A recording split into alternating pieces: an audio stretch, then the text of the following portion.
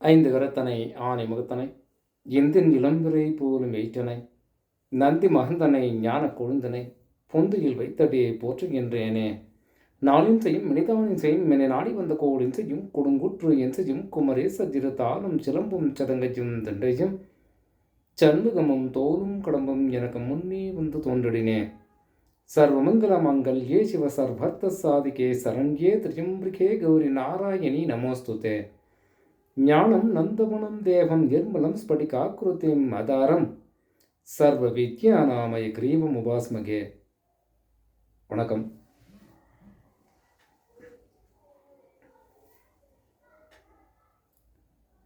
வாரத்திற்கு 7 நாட்கள். இந்த 7 நாட்களிலே ஒவ்வொரு கிழமையும், அதாவது திங்கள் செவ்வாய் ஞாயிறு திங்கள் செவ்வாய் புதன் வியாழன் வெள்ளி சனி, நவ கிரகங்களை அடிப்படையாக வைத்துதான் இந்த நாட்கள் இருக்குது. என்ன சொல்ல வரேன் அப்படின்னா, எந்த கிழமையிலே எந்த கடவுளை வழிபட்டால் அந்த ஜாதகர் வாழ்க்கையிலே முன்னேறக்கூடிய வழிவகைகள் அந்த ஜாதகனுக்கு கிடைக்கும் அப்படின்ற ஒரு சூட்சுமத்தை இந்த பதிவில் பார்ப்போம். நமது முன்னோர்கள் என்ன சொல்கிறாங்கன்னா, எந்த நாட்களிலே விரதம் இருக்க வேண்டும், எந்தெந்த கிழமைகளிலே எந்தெந்த கடவுளை வழிபட வேண்டும் என்று நமது முன்னோர்கள் நமக்கு கூறியிருக்கிறார்கள்.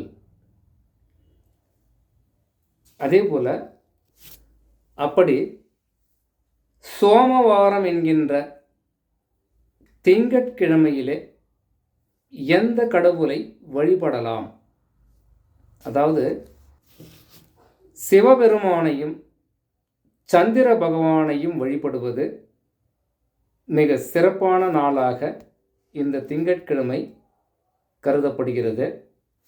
சோமவாரம் விரதம் இருந்து பால் அரிசி மற்றும் சர்க்கரை படைப்பது வேண்டிய வரம் அனைத்தும் கிடைக்கும் என்பது ஐதீகம். சந்திர பகவான் மனதை தூய்மை செய்யக்கூடியவராக இருக்கிறார். மனதில் தேவையில்லாத சங்கடங்களும் குழப்பங்களும் இது உள்ளவர்கள் திங்கட்கிழமை சந்திர பகவானை வழிபட்டால் இன்னல்கள் நீங்கி மனம் தெளிவு பெற்று வாழ்க்கையிலே முன்னேறக்கூடிய வகைகளிலே செயல்படுவார்கள் என்பது ஐதீகம் அப்படின்னு சொல்லலாம். அதே போல செவ்வாய்க்கிழமை, அதாவது செவ்வாய்க்கிழமைனாலே துர்க்கை, அதே போல நரசிம்மரும் கூட வர வாய்ப்புகள் உண்டு. ஏன்னா பெண் தெய்வங்களிலே துர்க்கை அம்மன் வருகிறது. அப்போ ராகு காலத்திலே இந்த துர்க்கை அம்மனுக்கு எலுமிச்சை தீபம் ஏற்றி வந்தால் அவருடைய வாழ்க்கையிலே துன்பங்களும் இன்னல்களும் நீங்கி வாழ்க்கை வளம் பெறுவதாக ஐதீகம் உண்டு. எப்போ? செவ்வாய்க்கிழமையில் அப்படின்னு சொல்லுது. அதே போல முருகனுக்கும் இந்த செவ்வாய்க்கிழமை உகந்த நாளாக இருக்கிறது. இதிலே கந்தசஷ்டி கவசம், அதாவது இந்த கந்தசஷ்டி கவசத்தை பாராயணம் செய்து வந்தால் வாழ்க்கையிலே நடைபெறக்கூடிய கஷ்டங்களும் இன்னல்களும் நீங்கி வாழ்க்கையில் வளம் பெறுவார் அப்படின்னு சொல்லலாம். மேலும் செல்வ செழிப்பான வாழ்க்கை அவருக்கு அமையும் அப்படின்னு சொல்லலாம். யாருக்கு? இந்த செவ்வாய்க்கிழமையில் இந்த ஒரு கடவுளை யார்? முருகரும் அதே போல் துர்க்கை அம்மனுக்கும் வழிபாடுகள் அபிஷேகங்கள் செய்து வந்தால் அவருடைய வாழ்க்கை சீரும் சிறப்பும் அடையும் அப்படின்னு சொல்லலாம். அதே போல் புதன்கிழமை வழிபாடு இது எப்படி செய்யலாம் அப்படின்னா, யாருக்கு செய்யணும் அப்படின்னா, விநாயகருக்கு முதற்கடவுளான விநாயகருக்கு முதலில் வழிபட எல்லாவற்றுக்கும் சாதகமான நிலைகளே அந்த ஜாதகனுக்கு உருவாகும் அப்படின்னு சொல்லலாம். அப்போது விநாயகருக்கு விரதம் இருந்து புதன்கிழமைகளிலே வழிபாடு செய்தீர்களேயானால் பல தடைகளை நீங்கி பல சகல வாய்ப்புகளோடு வாழ வழிவகை செய்யும் இந்த புதன்கிழமை வழிபாடு அப்படின்னு சொல்லலாம். அதே போல் வியாழக்கிழமை எந்த கடவுளை வழிபடலாம் அப்படின்னா, தட்சிணாமூர்த்தி, அதே போல் மகாவிஷ்ணு மற்றும் லக்ஷ்மி தேவி ஆகிய கடவுள்களை வழிபட அர்ப்பணிக்கப்பட்ட நாட்களாகும். முக்கியமாக ஒரு விஷயம் சொல்லணும், திருப்பதி போக வேண்டும் என்றால் நிறைய அன்பர்களுக்கு என்ன சொல்கிறோம்னா, வியாழக்கிழமை வழிபாடு கிடைக்கக்கூடிய அளவிலே திருப்பதிக்கு சென்று வந்தால் அவர்களுடைய குடும்பம் பல தடைகள் நீங்கி சீரோடும் சிறப்போடும் வாழ்வதற்கான அறிகுறிகள் தெரிய வரும்.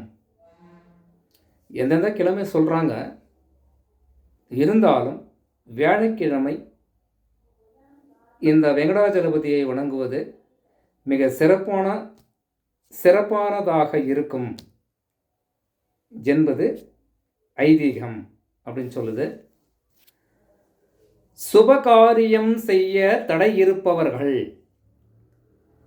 வேலையே கிடைக்காமல் தொழிலே அமையாமல் நீண்ட நாட்களாக வருமானம் இல்லாமல் ஏங்கிக் கொண்டிருக்கும் ஜாதகர்கள் இந்த வியாழக்கிழமை நன்னாளிலே இந்த வெங்கடாஜலபதியை வழிபட்டு வந்தால், இப்போ திருப்பதிக்கு போகிறோம், அவங்கவுங்க ஒரு வாரம் சொல்கிறாங்க, ஆனால் இருந்தாலும் இந்த வியாழக்கிழமை தரிசனம் என்பது, இந்த வியாழக்கிழமை தரிசித்தால் அந்த ஜாதகனை அவருடைய வாழ்க்கையிலே முன்னேற்றம் அடைய செய்யும் அப்படின்னு உறுதியாக சொல்லலாம். வெள்ளிக்கிழமை அம்மனுக்கு உகந்த நாளாக இருக்கும். இது எல்லா வீட்லேயும் தெரியும். வெள்ளிக்கிழமைனா இது அம்மனுக்கு உகந்த நாள்.